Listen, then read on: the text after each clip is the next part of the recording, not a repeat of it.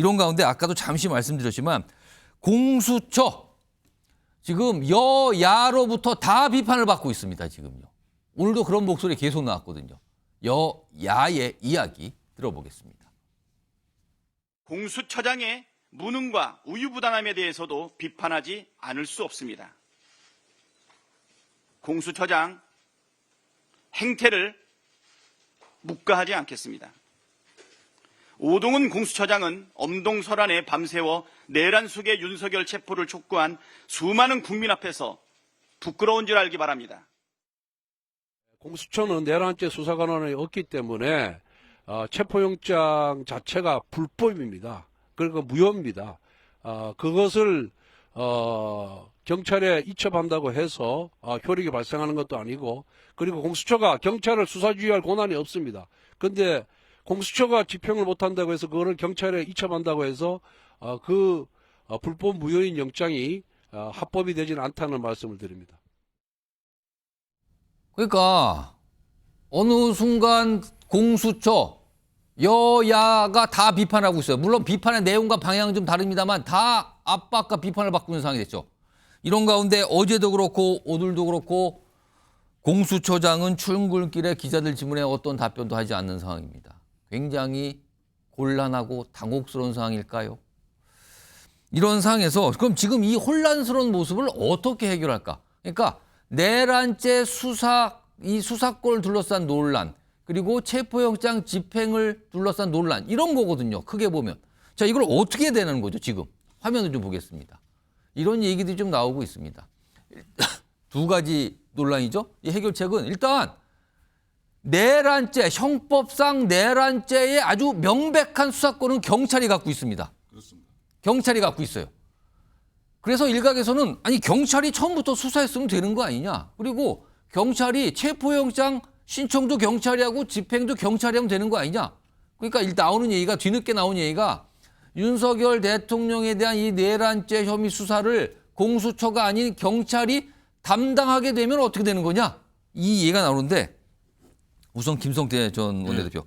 이 의견에 대해서는 동의하십니까? 경찰이 하는 게 맞다고 보십니까 지금? 지금은 모든 게 12.3 비상계엄에 대한 위헌적이고 위법적인 문제에 대해서는 철저하게 헌법과 법률에 의해서 이게 작동되어져야 돼요.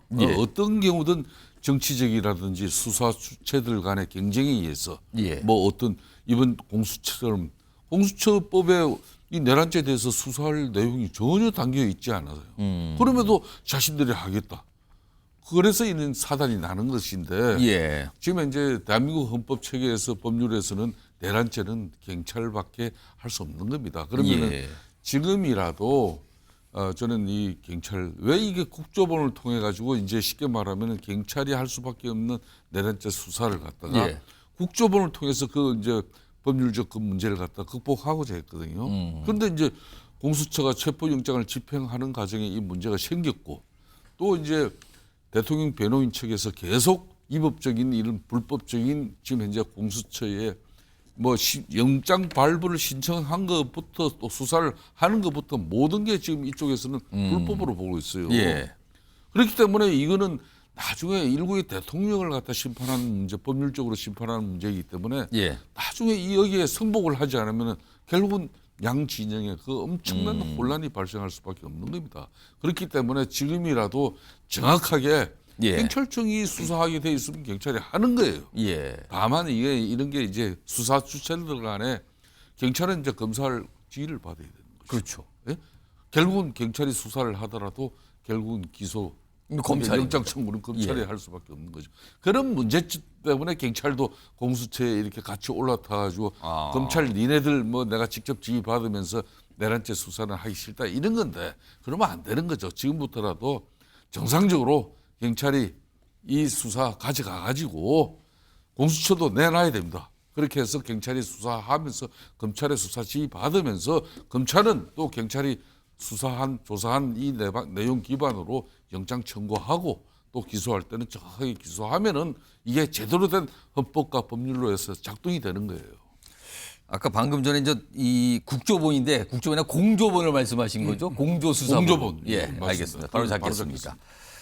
김병욱 전 의원께서는 결국은 이 여러 가지 논란을 해소하기 위해서는 경찰이 수사권을 갖고 있는 게 명확하니 경찰 쪽에서 지금 윤석열 대통령 내란 혐의 수사를 다시 진행해야 된다 이렇게 판단하십니까? 뭐 현재로서는 유력한 대안 중에 하나인 것은 분명한 것 같아요. 예.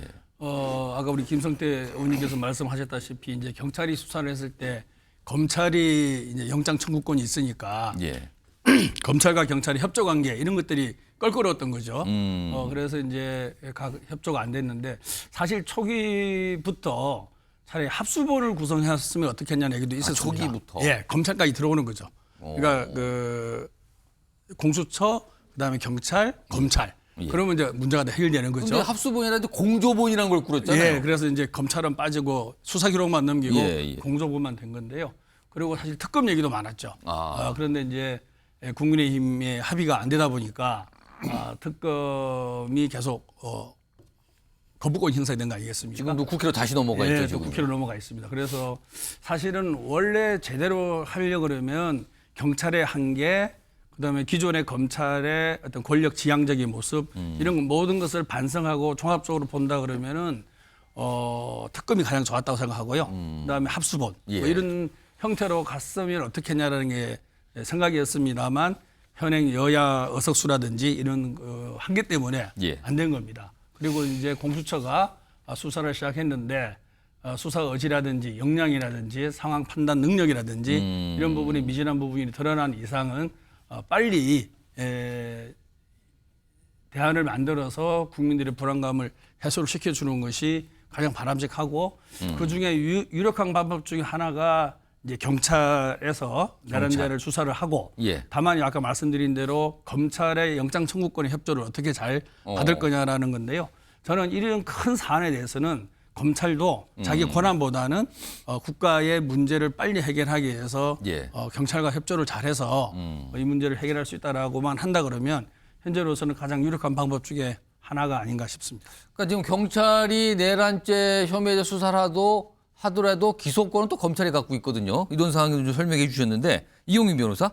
자, 그럼 근본적으로 다시 질문이 나오는 게 처음부터 왜 공수처가 이 내란죄 혐의 수사에 나섰는가에 대한 질문이 또 나와요. 공수처가 초기에 왜 나섰다고 보십니까?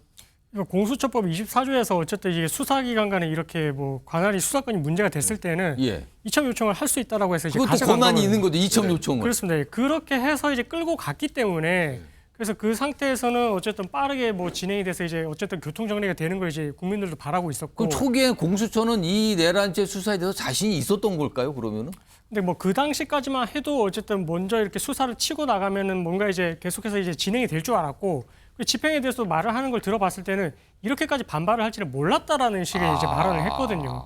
그러니까 뭐 이 뒤에 이루어지는 이런 뭐 영장 발부 이후의 과정들에 대해서까지 모두 다 예견을 했던 건 아닌 것 같습니다. 예. 그런 상태에서 어쨌든 뭔가 이제 처음부터 치고 나가려고 했는데 그러다 보니까 이렇게 이제 계속해서 이제 잡음이 나오고 이 시간만 또 지체되는 그런 또 결과가 되지 않았나 좀 이렇게 추측이 되고 있습니다. 알겠습니다. 오늘 뭐 오전부터 또 혹시 집행이 있는 거 아니냐. 오늘 시한 마지막이었거든요. 체포영장 이 집행 시한. 그래서 예정이 있었지만 그 집행은 어떤 모습은 없었고 대신 경찰과 공수처 간에 어떤 게 오가는 내용 이런 경우를 집중적으로 조명을 받았어요.